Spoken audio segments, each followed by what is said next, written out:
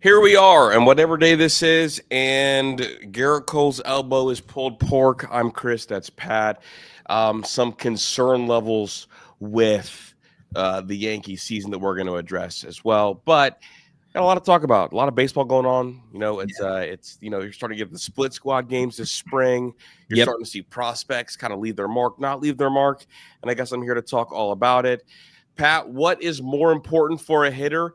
Bat speed or barrel time in the zone?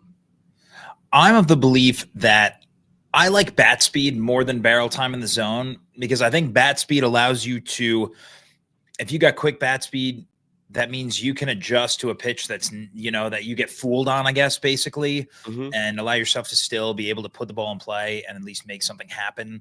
I don't know. That's just, for me, barrel in the zone, and I get the reasoning behind it. But to me, it just yells slow swing in my head still. Where do you think Jose Ramirez is in terms of in baseball where his bat speed lies? Like what percentile? I'm going to guess 75th percentile. No, 44th. Really? He's below league average. Below league average bat speed. No, but he squares up 79% he squares up 28% of his hits, which is good for 79th in the league, 79th percentile in the league. Yeah. He doesn't swing and miss. He's in the 93rd percentile. He doesn't strike out. He's in the 98th percentile because that barrel being in the zone, he can start sooner and make contact, because when you swing fast, your barrel's in the zone for so much time. So if you swing fast and you're wrong, you're just wrong. Yeah. I guess but if you get fooled, you should be able to get to it. But also the belief is if you get fooled and your barrel's in the zone for a long time, you can do enough to flick it out there. Okay. It's really fascinating because like some people value that bat speed. Some people think barrel time in the zone. So now I'm curious where Steven Kwan ranks in terms of his bat speed. Wow. So his bat speed. All right. You want to guess Steven Kwan's bat speed? Where is it? I would probably guess he's 75th percentile. Dude, he's in the first percentile. Like he's very last? Very last. Whoa. And I'm like shocked right now. Because he doesn't strike out. Yeah. Now, it's ideal if you're able to get your barrel in the zone and have elite bat speed, because that means you're super, super explosive. Yeah. And that's where you see guys like Juan Soto, Aaron Judge, Bobby Witt. But barrel in the zone. Yeah. Shit, I might have just rethought my whole argument just now based off of those two guys alone. But those are the two hitters I try to follow. It's just wild from Steven Kwan. I always thought that like leadoff hitters had such elite bat speed. That's honestly, that was my thinking too. It's like, all right, if Josie's in the 44th, I was like, all right, I'm sure that Steven Kwan's got to be in the 60th percentile or higher. And I'm shocked to see him at the literal first percentile.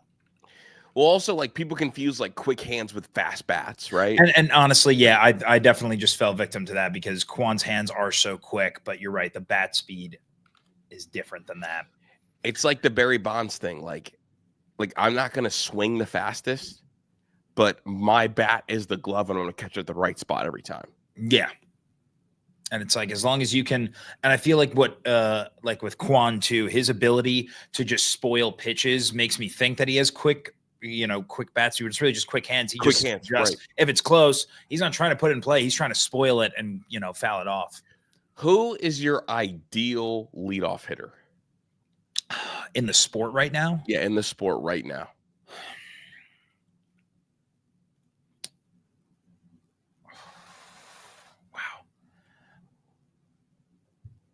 Because it's a preference question, right? Because if someone here we go. I'll answer first if you want.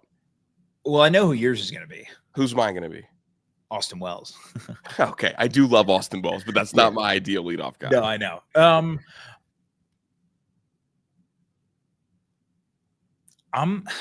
Because you know what the debate is that I have to myself in my head. Yeah, and I feel like it's I'm curious what you say, but I'm going to go. I know I'm heavily biased, but give me a guy like Steven Kwan that's going to spoil pitches, see a lot of pitches in that leadoff spot. He's got a high on base percentage because he draws walks. He has a good eye. It really just comes down to your best on-base percentage hitter, in my opinion, should always be your leadoff guy. And that's just Really? Well, what if your best on-base percentage guy is a guy like Aaron Judge? Aaron Judge, who led the league in on-base percentage. He's an exception. That's the exception. Okay, that's fair. He's definitely an exception. All right, Juan Soto, second in the league in on-base percentage. I would put Juan Soto first. I don't like you would hit Juan Soto first. Absolutely. Okay, so here we go. I think profiling wise, I think Bobby Witt is the best leadoff profile. Okay, but he doesn't even hit leadoff all the time, right? No, he doesn't hit leadoff. He hits second. Yeah, he hits second. That's what I thought. Yeah. So, but if someone were to ask me, like that's like that in my exception. But Acuna is the best leadoff guy, and my debate that I have is always like, well, who would you prefer, Acuna or Ohtani as your leadoff guy? Probably Acuna, right? Because I'd have to look who draws more walks. Or I guess who sees more pitches is honestly what I would be more concerned with.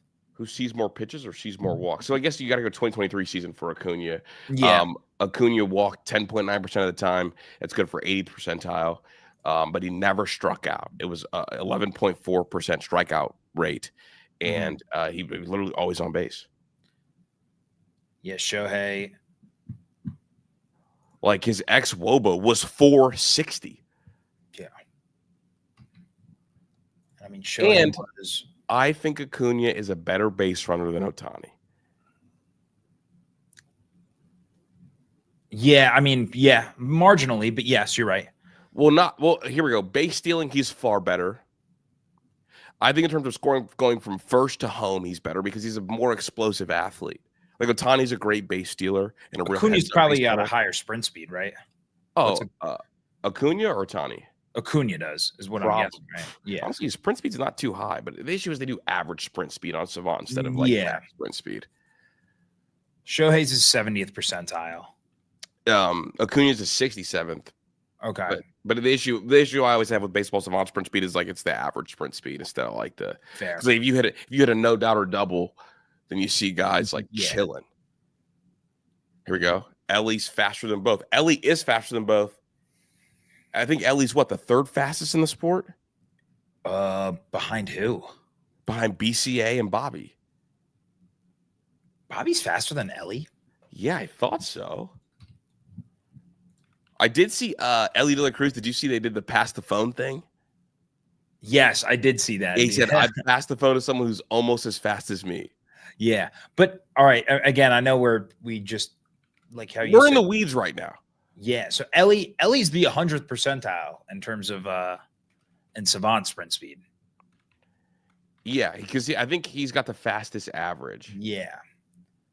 Can you find max sprint speed on Savant? Here we go. Yeah, so I'm at max sprint speed right now, and it's feet per second. Okay, yep. Number one is Bobby Witt Jr. What is his? Max sprint speed. It's 30 and a half feet per second. Okay. Third is Ellie at 30. All right. And PCA is second. Tied with Ellie. Okay. So like it's really close. Like that's really like paper thin margins. But yeah, Bobby Witt's, but also like Pete Crow Armstrong, the weird thing is like he's got the fastest home to home time. But it's like how often do guys get that opportunity? Yeah. Never. Right. Yeah, literally once in a blue moon. Yeah, Ellie doesn't really profile as a leadoff guy. No, he's not. He's got too much swing and miss for me to be a leadoff guy. And he's got such elite power. Like you'd probably want to hit him second. Yeah. Again, though, I don't mind I don't mind the elite power as long as you get on base. Yeah, as long as you get on base, and as long as there's guys that are fast at the bottom of the lineup. Yes, that too. That's the other part of it. All right, bro. So Gerrit Cole is the elbow's pulled pork. He's done for the season. There was whispers of this before. He had the bad outing in the spring where he gave up a home run, had to leave the inning, and then came out to start the next inning, gave up another home run. So it was really tough. He was grabbing at the elbow. The velo was dipping a little bit. There's been some talk for the last over a year that UCL was almost done.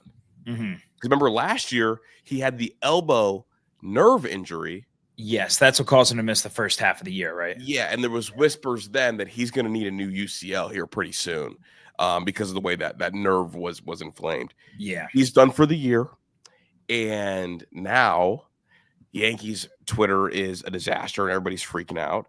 I am not freaking out, which is weird. And I honestly had a long talk with myself on the drive home.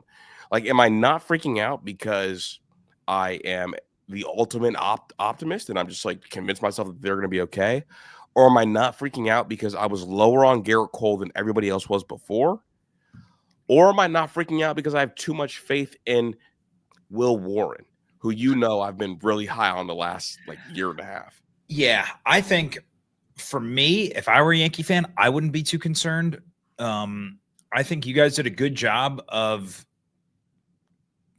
kind of getting that next ace in Max Fried, just in case that this happened, because he said there was worry after last year that this was going to be a problem. And obviously, when you guys were obviously didn't land Roki in the Roki sweepstakes, so you guys went and got Max Fried, and now he's your ace. And again, starting pitchers go once every 5 days. Right, every so 5 days. yes, losing Cole hurts, but shit.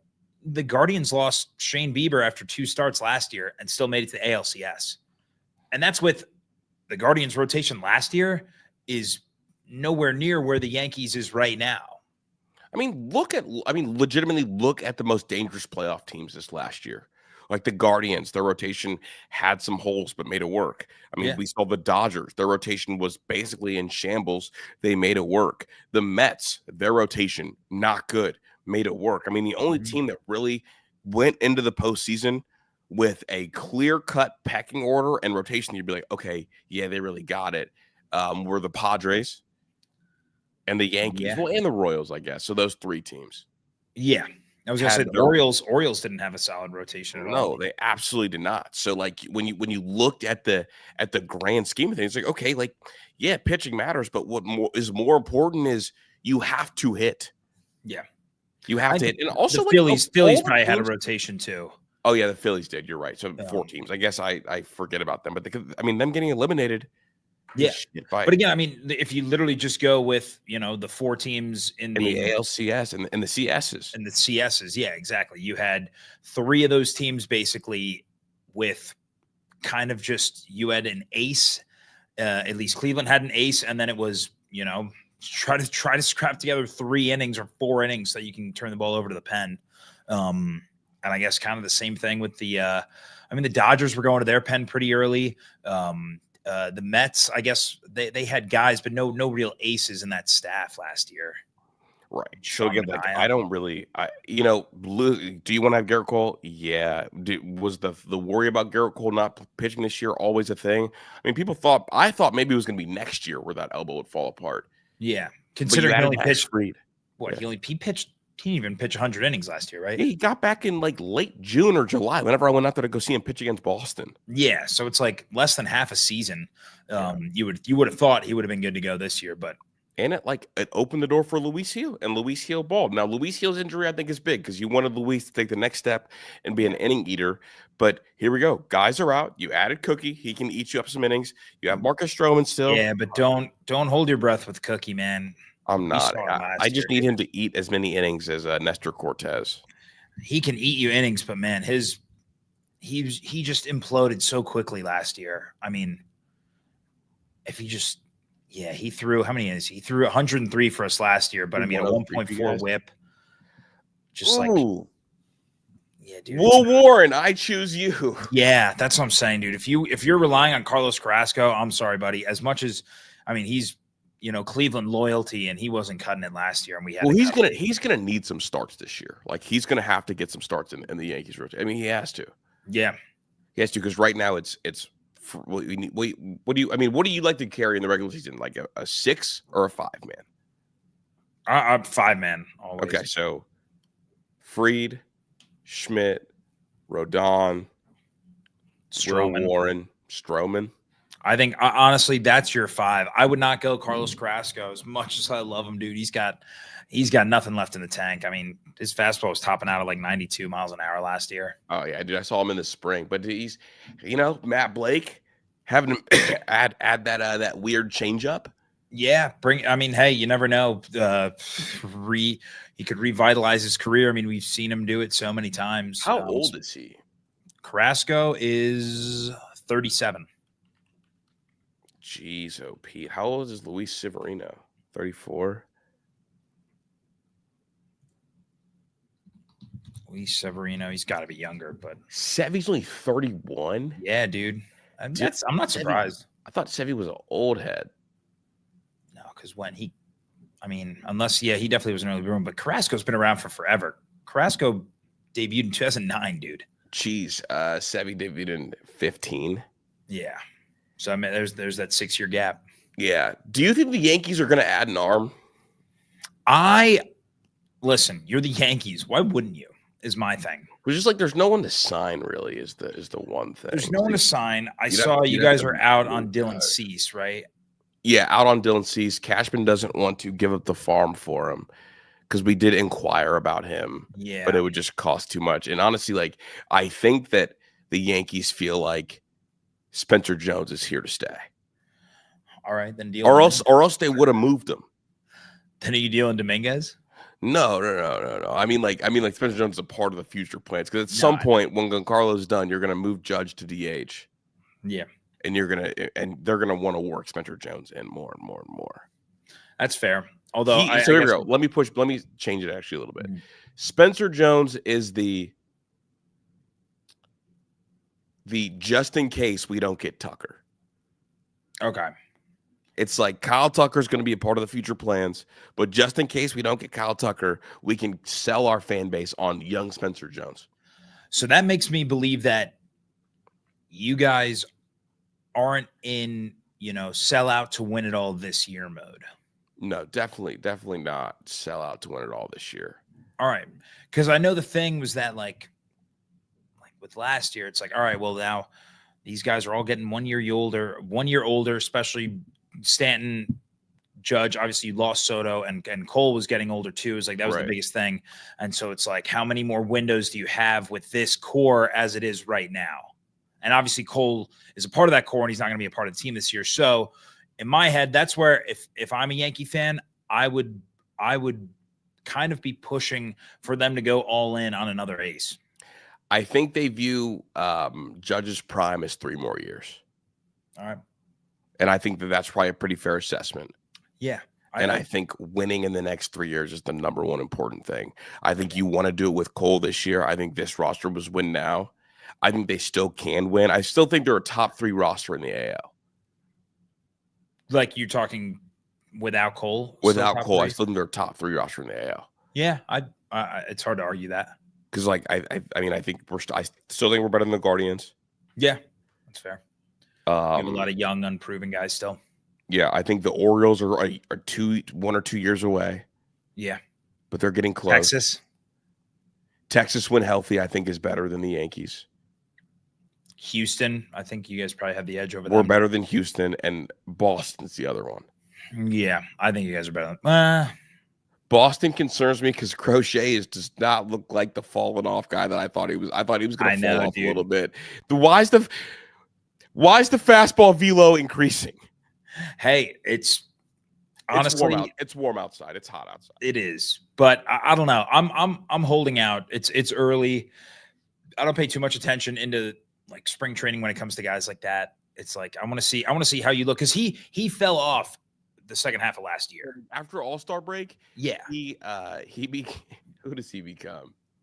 Bro, he became fucking who's a washed up lefty, dude. Yeah, fucking Dallas. He was Dallas Braden after the perfect game. Not Dallas. That's who he was. Yeah, so I'm praying on Crochet's downfall. Dog, we haven't talked about it. Do you like the ABS challenge system? Love it, dude. I love it. I'm so on board with it. After going to I went to a handful when I moved out to Columbus last year. I went to a handful of Clippers games last summer, and obviously they had it, going throughout the minor leagues last year. And I think it was cool being able to see it on the screen in real time for the fans and the players. Interactive. It's very interactive. It's not like because I think one of the biggest problems that people have with NFL and NBA review is that, like, first of all, you never know how long it's going to take. Right. Those, the refs are, go over to the side, put on the headphones, and then you see the replay in the crowd, but it's not what they're seeing. So it's never in sync. Yeah. I think it's cool that you get to see it as a fan the same time as the players and the umps see it. And boom, there's no discussion. It's either you were right or you were wrong. It's like the tennis challenge, really, is what it is. Exactly. Same thing. Which again, I've been trying to push for this for the longest time. And originally I was actually against the whole robot ump because I felt like it took away from. I'm against robot umps too. I want there to be an element of skill to it. Yeah, and I think this is the perfect balance because you're only allowed X amount of challenges, and you obviously have to get them right in order to retain them. Yeah, 2. So you get 2 of them. Yeah, you have to be right. I wish it was 3. What? I wish it was 3. Oh, I wish it was 3. I thought you said it was 3. I'm like, no, I just watched it. No. I wish it was 3. Yeah, I like it because like also the other part of it is like you see catchers almost baiting hitters into calling it because it's like the frames are held up very like even shorter now. Yeah, and like you see like a catcher will like also like catch it and start to walk. Like today, here we go. Today I was watching Pirates Yankees. Mm-hmm. Paul Skeens threw a strike. It got challenged. And Paul Skeens, instead of waiting for the challenge, just keeps walking off the field. I like that. Yeah. It's like, oh, shit, like that's cool. Yeah, like, I know it's a strike. Yeah, I know it's a strike. I'm into it. Now, he did it the one time, and it got called a ball. Walk right back out there. And so, well, in reply, Volpe bat flipped.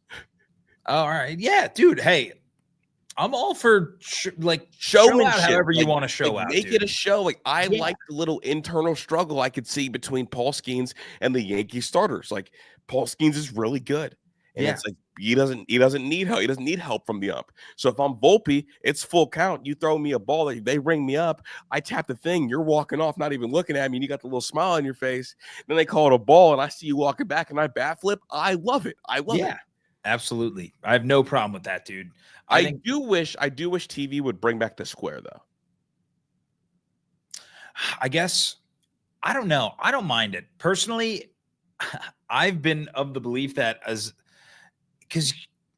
because the zone is changing per hitter, I don't mind just getting rid of it entirely and trusting, I don't know. It brings back an element of like uneasiness. And then as a fan, you can kind of like see how good you are at evaluating the other. No, I don't, man. That's where we're different. I don't want the game that I'm watching to challenge me. I like to see the edges so I can see if something's paint or like I want to see if it's paint or not. Yeah, but again, I also think, well, 2 things. All baseball broadcasts should go to the type of style of broadcast that like the Texas Rangers use and the I think the Diamondback. I know the Rangers use it. I know the Ranger style you're talking about. Yeah, from strictly above, like because a lot of the broadcasts we get now, it's skewed, and that's why this is where I have a problem with putting the box on screen. Is that the box on screen when you're watching most broadcasts, it's not where the actual zone is. Well, because it's coming at you from an angle. It's the unofficial square. It's like I view the box as like a yellow line in. Yeah. All right, but I guess I feel I would be more okay with it if it was on that heads-on zone like what we get at Texas. Okay. Because then it's a lot easier to judge where the zone or a better idea of where the zone is. Yeah, that makes sense. That's fair. I just love watching the movement of Emmanuel Clase's cutter on that view because the view of I guess 90% of MLB broadcasts don't do Clase's cutter justice because you can't really see the movement. It just looks like a fastball sometimes. Like it's like just a fastball with tilt instead of like you can't really see the cut movement. No, you're right. That's fair. That's fair. I do want to talk about your Guardians, brother. Good brother. Just real quick note. I think the one thing with the Cole injury that upsets me is that Clayton Beater is also hurt. Okay, the other kid, and then the Chase Hampton kid's also hurt. It's like all 3 of them being hurt because like the 2 extra fill-in guys would have been those 2. But I'll talk about them on a different day. I think I made videos on both of them on our other YouTube channel, Chris and Pat. Mm-hmm. But the Guardians. You guys had a split squad game yesterday. Neither game on TV. How disgusting, dude! I know I vented to you about it yesterday. Well, first of all, not every, like even before yesterday, not every, Guardians spring training game has been broadcasted. So it's like half the time I'm listening to Tom Hamilton, which I don't mind, but it's different during spring training. It's like I actually want to watch these prospects, and like I love Tom during the regular season because sometimes you can get in a kind of a lull with MLB every day. And what I love about Tom Hamilton is that he kind of brings humor to the game, and when you're listening to his call, it's like a story, and he goes on these tangents. Well, and the players at this point too. Yeah, like you're because like here we go, because me and you in particular are trying to evaluate a second base battle that's supposed to be happening before our very eyes. And so watching at bats and seeing guys swings are important for this show in particular. Yeah, it's like I want to see if Juan Brito's having competitive at bats. I don't necessarily care about the outcome. It's to the point where is he swinging at good pitches? Is he swinging at quality pitches? Is he making good contact and getting unlucky? It's some of those things that you miss out on when you're listening to the radio broadcast. That's just how it is. But Brito did homer yesterday. That's his now second hit of the spring training, both of them being home runs. Did they have StatCast or anything on it either, or no? No, you know what? I didn't look. I was mostly just listening. I know sometimes they'll have StatCast. I can pull up the app yesterday. Yeah, I was just curious, like exit velo, like what part of the field it went to, all that, because I think that kind of stuff matters too. Like, and also like for Juan Brito's like contacts, is he hitting the ball hard? And also like, is it weird that Bazana's not really getting any at bats to you? I'm not surprised, just because they have basically three guys that are battling for second base right now. It's like but for a split, did he get any at bats during the split squad game? I don't think he got any. That's what I'm saying, bro. Split squad is designed to get guys. No, sorry, he got one. He went 0 for 1 yesterday with a strikeout. Okay. How many at bats is that given this spring so far? Bazana has 12 ABs. 12. So one more than that man. Caglione. Oh, Caglione. Yeah. We're trying not to freak out. We're not freaking out. We're not freaking out yet. We're not freaking out yet. He looks really good though, Pat. But we're not freaking out. We're not freaking out. We made the right pick. We're fine. Made the right pick. I mean, honestly, where can you even play Caglione? I mean, you got a first baseman of the future. Yeah, exactly. You're not going to DH him. He can't play third. Bazana was the guy. You need a second baseman. Right though. It's funny because like it feels like Bazana's kind of being hidden because they didn't want to risk him going stupid this spring. Yeah, and I think that's fair. And honestly, like, I mean, I don't think it would have mattered either way because he literally only played a handful of games in AA last year. He's going to start the year. It's always been the plan. He was always going to start the year in AA. My guess is that it'll probably be, I mean, hopefully, unless he struggles, but hopefully it's for 4 to 6 weeks and then call him up to AAA by mid-May and then have him spend the summer in AAA. And then you hope that he's ready come September call-ups or maybe even, mid-August again or sooner. But obviously that would probably be like barring injury or unless he goes crazy stupid in AAA. But I believe he's going to play in the majors this year. I fully believe that. I think it'd be really good for fan morale, dude. It's always good like when the young player on the farm gets up with the big league guys. Yeah. Even if they don't do well, it's good for the fans to have him up there. It's good for the players to have him up there, and it's good for that kid to get experience. Yeah. Because I think he's going to be your everyday second baseman in 2026. I think so too. Unless whoever wins this job ends up playing all-star or just below all-star level caliber. Yeah, that's then. But again, even still, that's probably just going to be used as trade bait then in the offseason. Because I honestly, if they do play to an all-star level, then you'll start to hear chatter about like can Bazana play a different position, but also like let's move him and get an arm. Yeah, or move Arias back to the outfield. I know we tried that and it didn't really work last year. But if again, I'm presuming that Arias is going to be the guy. We don't even know that yet. It still could be. It could be Freeman. It could be Brito if he keeps hitting home runs every day. So who do you want it to be? I want Arias, dude. I have been such a believer in Arias for 3 years now, and I don't want to be wrong. And I was ready to fully admit that I was wrong last year when Rocchio won the job, and especially when he balled out in the postseason. but I've liked what I've seen from Arias so far this year. I've seen enough of Freeman to understand where we're gonna get. Like I feel like we've seen the max out of Tyler Freeman and what he has to offer. I don't think we've reached max potential Gabriel Arias yet. So that's where I would want him.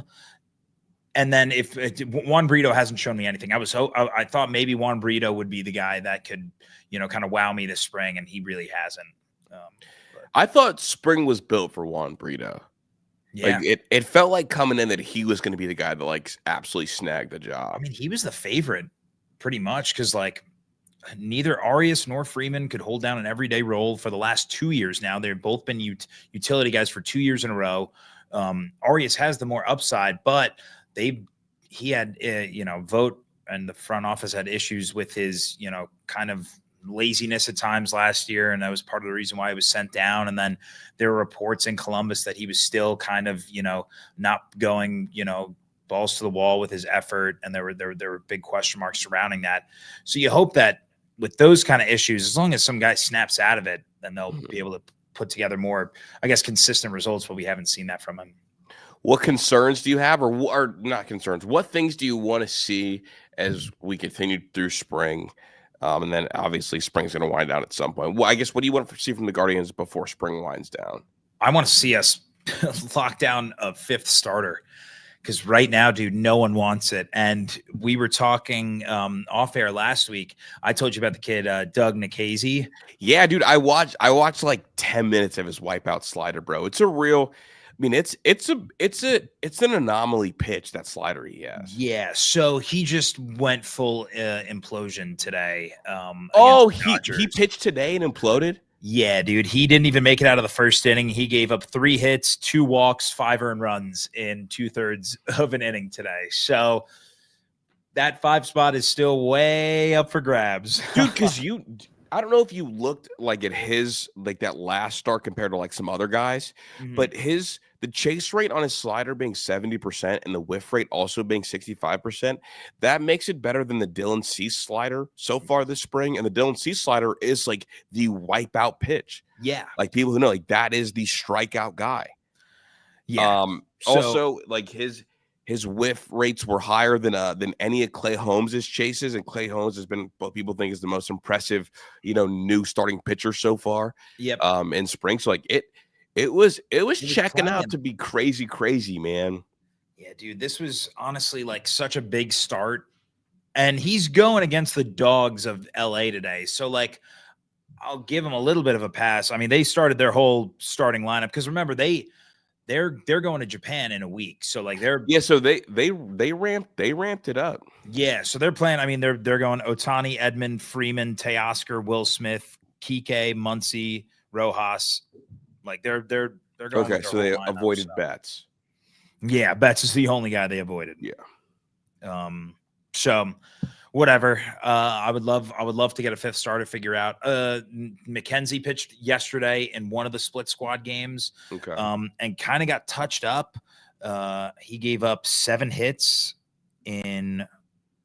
Who did he pitch against? He pitched against this. He had 7 hits allowed and 3 2/3. No walks, which was good. I like seeing command out of him. Only 2 earned runs, but the 7 hits in less than 4 innings was concern for me. Only 3 strikeouts too, which you would like to see a little more. But he did generate, I think I saw 13 whiffs yesterday, which is pretty solid for less than 4 innings. My guess is that it's probably going to be McKenzie as the number 5 starter, just because he's out of options, and I don't think they want to DFA him in risk of some other team. I mean, the Yankees will be there on line 1. Are you kidding me? Yeah, dude. If he gets DFA'd, like he's a New York Yankee, like welcome to pinstripes. There will be no minor leagues. It'll be Matt Blake, Tristan McKenzie, and that's your 5th starter. And guess what? We're going to trade Stroman right after. Yeah, dude. Honestly, there's a part of me that would take Stroman over McKenzie right now. Really? No, you would. See, here's the thing. Stroman is good until you get to that like 70 inning mark. Yeah. Then you realize the velo is going to touch 93. And you realize the strikeouts are going to go away, and he's going to put a ton of balls in play. Yeah. Yeah. I mean, you guys are better defensively than the Yankees are. So Yeah, I'm not worried about balls in play. With McKenzie, shit, it's been he hasn't been able to find the zone at half the start. So yesterday actually with 0 walks, I'm thrilled about. But that's kind of my biggest thing. I don't know. What's your biggest concern? Is it still third base for the Yankees? Third base. We don't have a third baseman. We don't have a third baseman, bro. Yeah. Like we don't, dude. Like honestly, dude, I was telling you, joke with you. I might play Verdugo at third before I try any of these dudes out here. And Verdugo's left-handed. No, I would just try him out before I try to DJ LeMahieu out there. And I know that Verdugo does not play third. It's a joke. But third base, dude, I mean, it looks like it's probably going to be Peraza because he's a guy that's out of options. And he doesn't really have he's not really super utility, but he's really, really good defensively. Yeah. So you'll live with the 220 average. And he's got some potential as a bat. So it'll probably be Peraza, which I don't hate, but I don't love it. No, but it's like, I guess, when you're stuck with that one position that's kind of a question mark, the best thing you can do is just make sure that they're rock solid defensively. Because the last thing you need is for a position battle to not give you a clear winner, and then whoever does get the job ends up costing your team games. Peraza's not going to cost you games at third, I think. He's really good defensively, and he's probably better offensively than DJ LeMahieu. And additionally, like the thing that I like about when you have a bad defender out there in the field, I just don't want any bad defenders touching him. Does that make sense? Like Dominguez is a bad defender in left field. Yeah. So like I don't want my third baseman or my center fielder to be a bad defender. Yeah. Because like I just don't want a bad defender touching him. Yeah. And now obviously like shortstop, you never want a bad defender there. Like there's kind of the rules of it. But if like my center fielder is not great defensively, I want my left fielder and my right fielder to be good defensively. Like the two guys touching him, you want him to be good. I mean, I guess really you don't want your center field to be. I would put center field as right there with shortstop as probably the two. No, but like you can live with a guy who's a really good athlete in center field and like kind of a shaky defender at times, as long as left and right are really rock solid. Yeah. Because like here we go. The Marlins lived with Jazz in center field. Jazz is really athletic, not a really elite defender, but really athletic. So you live with that. With shortstop, you need to be a really good defender, like step one. Yeah, that's where I was kind of fine with Rocchio last year because he was playing such solid defense. Right. And then when the bats started to come along, it's like, all right, yeah, this is kind of what we've been waiting for. And that was kind of the same thing. Kind of with like Jose Ramirez when he first came up before Lindor, he was kind of just a sure thing defensively, but didn't really have the bat. And then I mean, I didn't see his bat coming to life the way it really did, but sure enough, here we are. And back out going, dude. We did talk about Gavin Williams. 16 strikeouts this spring in 8 innings pitched. The whip 0.88. Dude, this is the one, aside from Gabriel Arias, this was the guy that I've had like the most stock in as a Guardians fan in terms of prospects over the last few years. I've been so high on Gavin Williams. He just screams a mini Gerrit Cole to me. I've watched his tape in college, dude. He was electric. And I've just been on this train for a while, waiting for it to come together. And we saw glimpses of it towards the end of last year. I think this could be, honestly, him and Bibee at the end of this year. I think you're going to look at the two of these guys, and there's a potential that they could be 2 of the top 15 starting pitchers in baseball. 2 of the top 15? That's my hot take. All right. I mean, the whip's been outrageous. The strikeout numbers are there. The velo's there. And the strikeouts being there are huge because he's always had strikeout stuff. He just hasn't been able to translate that into. It's because the fastball wasn't carrying. Like they didn't like the way it was, like the shape of it. And they said they adjusted the shape this offseason. So because he had 81 strikeouts in 82 innings, so less than 9 strikeouts per 9 in his rookie year. And then last year he upped it a little bit, but still nothing great from what you would expect. It was 9.4. He had 79 Ks in 76 innings. I mean, nothing crazy, but I don't know, dude. I'm liking what I'm seeing so far. He's got such electric stuff, dude. If we can solidify him as our number 2, and when Bieber comes back, those 3 could be a top 3, threesome in the American League, I think. Bro, I keep looking down at my phone because Tyler just texted me. Did you hear Bieber talk about that his last outing? Whose? Bieber's. Bieber talk about His yeah. last outing. His? Yeah, like he just got he was What holy is that? smokes. His bullpen session or whatever? No, like I'm talking about his last last year in game. Oh! I thought you were talking about spring. I was like, he hasn't thrown. Oh, what? No. What is it? He tore his UCL and felt it and kept pitching. And he said he was going into the dugout tearing up because he knew he just tore his UCL, kept going, 83 pitches, 9 strikeouts, 0 runs, knowing that the UCL was done. What a dog, dude. What a dog. He, in those 2 starts last year, looked like 2020 Shane Bieber, and I honestly am so excited to see what he can bring to the table when he comes back this year. That's absurd. Yeah, dude. He was insane. I mean, yeah. 12 innings pitched, 20 Ks last year is crazy in just 2 starts. Bro, he was feeling it, dude. But back to Gavin Williams. Stock up on him, and I told you his whip was 0.88. Yeah. Bro, I'm just telling you, dude. Jackson Jobe, dude. Same deal. The whip's under 1 so far this spring. Yeah. It's coming, dude. Is he going to break camp with Detroit? He has to. Right? After pitching in the playoffs last year, it's like, well, what are you waiting for at this point? Like, bro, the whip is 0.81. Damn. Yeah. That's a no-brainer, dude. It has to be him. Now, it's not that many strikeouts. It's 8 innings pitched, 5 strikeouts.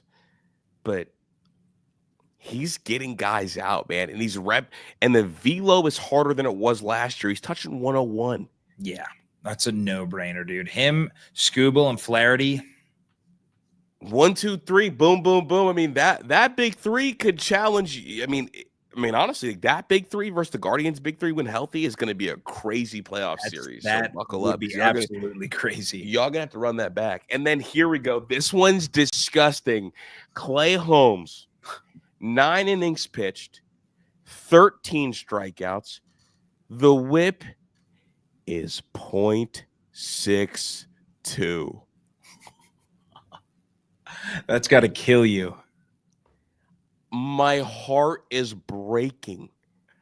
Clay Holmes led the league in blown saves. All of a sudden, it turns out that Cashman and Boone had him playing the wrong spot. Buddy goes to the fake Yankees and turns into Steven Strasburg. They said he's hitting 100 miles an hour, 102 in bullpens. I don't get it. It's just weird.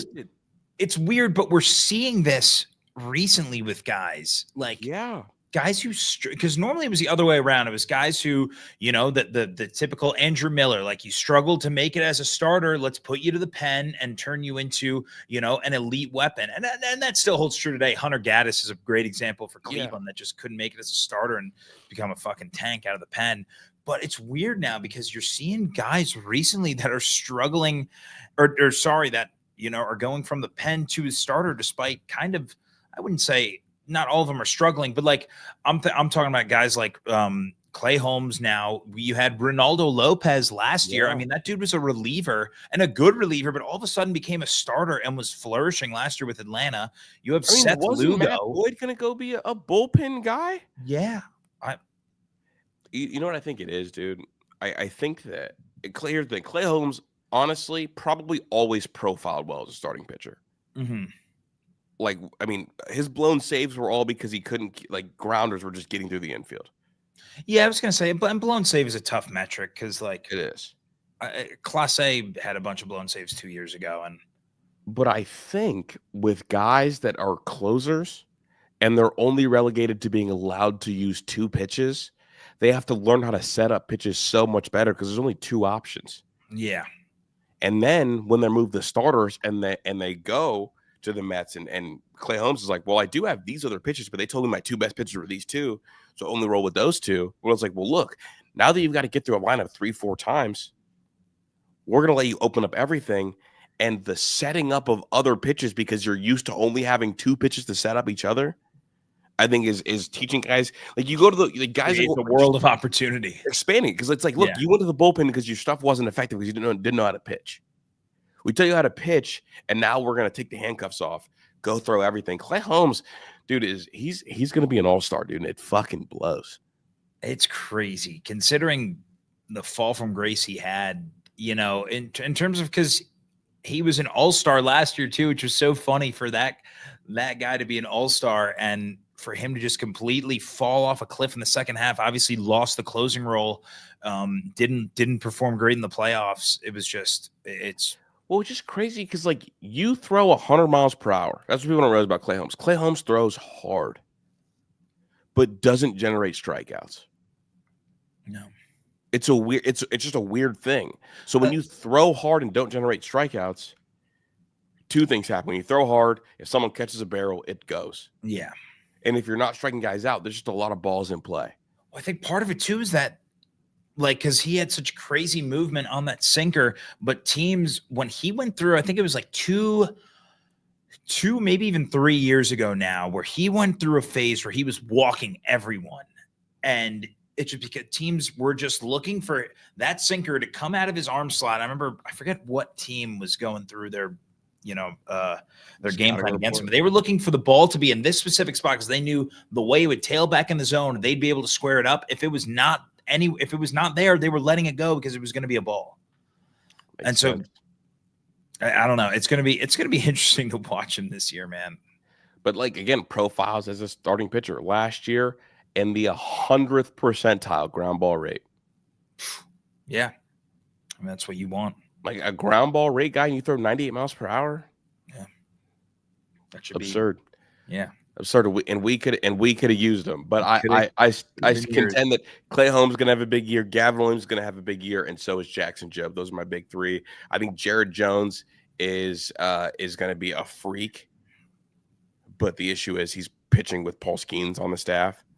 So teams look at Jones like, oh, we can hit this guy. We just face Skeens. Yeah, it's just like, oh, damn, this is like Skeens light. Honestly, they need to flip the 2. They needed Jared Jones to be their ace. Yeah, literally throw Skeens second. You don't want to go from Skeens, Jones to Skeens. Yeah. But no, I'm high on Jared Jones too. Yeah, dude, it's gonna be. I love this time of year, seeing the kind of like the next budding starting pitchers come into focus. The next group. Yeah, dude, it's always fun for me. I've always felt, been in love with the pitching aspect of baseball. So that for me is always fun to watch. What player do you think is going to fall off this year? Like, all right, you got to give me give me a pitcher that's going to fall off. We just talked about pitchers that are going to go crazy. What pitcher's about to fall off this year? Ooh, okay. I mean, you had one yesterday from the Royals, or I don't know when we talked about that. No, last week. Seth Lugo. Okay, yeah. Lugo. I just think he's due to have a downgrade from last year. Oh, dude, we haven't talked about this. Altuve in left field. Oh. Have you watched the Altuve? No, dude. Is he playing left field? Yeah, Altuve's in left because he was like amongst the worst in baseball on defense last year. Was he really? Didn't he win a Gold Glove last year? I hope. No. I'm saying in the past. Oh yeah. He was awful. They moved him to left, bro. No way. Dude, fielding run value -6. Wow. Dude, Altuve was low-key not good last year. No. I wouldn't say he was not as good as he has been, but I mean, shit, still hit 20 bombs. Bro, his metrics suggest that he's going to be so bad this year. Hold up. Let me show you this, dude. He also loses. I mean, shit, he lost a lot of protection in that lineup, too. Yeah, Tucker and Bregman. Yeah, dude. Dude, look at this. This projects as someone who's going to be bad next year. Yeah. Like, you're not walking. Your range is bad. Your arm strength is bad. Your sprint speed has dropped tremendously. The slugging's dropped. The Yeah. average exit velo being at 86 miles per hour. That's gross. Brother, hard hit percentage at 31. Bats, I mean, we talked about bats, but your chase rate also going up. Chase rate being higher than it ever has been in your whole career. Yeah, it's not ideal for him. Honestly, you're right. I think he's a great candidate to just basically fall off this year without having those two guys to protect him in the lineup. Like, you lose Tucker and Bregman, so I hope Christian Walker can be your protection because it's not looking too good. Oh, here we go. It's a good question from Blake. Thank you for this one. Are the Reds hitting the over in win total this year with Francona? I think they are, right? Because isn't their win total like 70 something? I think it's 79.5. Let me pull that back up. Here we go. 79.5 is their line. Dude, in that division, if you can't win 80 games, I don't know what to tell you, because I'm so high on the Reds pitching staff. If they're all healthy, dude, Hunter Green, Nick Lodolo are two of the guys with the nastiest stuff in the league if they're healthy. Yeah, dude, you should absolutely hit that. I mean, if that lineup, Steer, McLean, Ellie, like those three guys right there, I don't know. I mean, here we go. Ellie's hitting his prime this year, right? This is year 3. You're gonna hit that like what 600 at bat mark. He's what 24 years old, 25 years old. I think he's 24. Hunter Green is 25 years old, also 6'5", like 250 this year. Like he's got the makings of what you want. Yeah, dude. I mean, shit, I forgot they have Brady Singer now too. I mean, I'm so high on this rotation of Green, Singer, Lodolo, Nick Martinez, Andrew Abbott. Yeah, dude, Abbott's got nice stuff too. That'll play. Is it gonna pain you if they're better than the Guardians? Is that gonna break your heart? No, but here we go. What's more likely, little brother, big brother world? What's more likely, the Mets being better than the Yankees, or the Reds being better than the Guardians? I think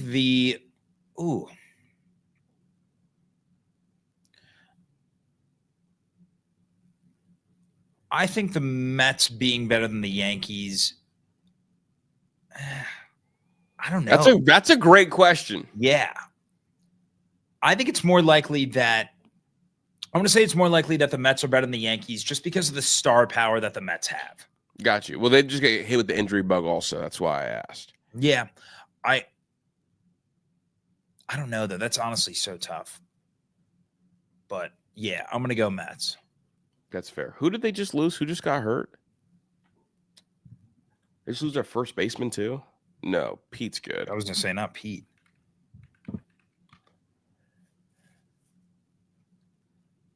That's injury update. Oh, Francisco Alvarez is out for 8 weeks. Okay, yeah. Yeah, he broke his hamate bone. Yeah, but he's always fucking hurt for them anyway, so that's not a surprise. No, yeah, I'm gonna say the Mets then for sure. Yeah, dude, he feels so much older than he is. He's only 23. Who? Alvarez. I mean, I'm not surprised by that. What, he came up 2 years ago? He was like their top prospect. Yeah, he was the number 1 prospect. I thought he was like 23 2 years ago, though. I'm just guessing. I guess it means like Yankees prospects, like Austin Wells, like was 25 as a rookie. Yeah, last year. Yeah, the Mets are bringing those guys up early because they brought him up early. They brought Brett Beatty up early too. Yeah. But again, like none of those guys have really kind of panned out the way they had hoped. Dude, if someone had told me 3 years ago that like Austin Wells would be a catcher than Francisco Alvarez, I would be like, you're drunk. Yeah, no, but literally. Now it's true. Shout out. Yeah, Austin Wells, leadoff man. But that's all I got for today. Pat, you got anything else you want to hit before we get on out of here? Oh man, that was good. That was a good little show. Good little show. Getting closer to opening day, man. I can't wait. And we'll ramp it up. The closer we get to opening day, the more we'll be doing these shows. So, so if you like, sub, drop a comment, drop a question. Honestly, because the show's kind of in its infancy, if you guys drop a question, we'll make sure we lead with it opening next show. Yeah, absolutely. Because we can do that. But I'm Chris. That's Pat. This is Paintin Korners, and we will talk to you guys. Well, I'll talk to you guys Thursday. But yeah, sounds good. Holler at you. Peace, guys.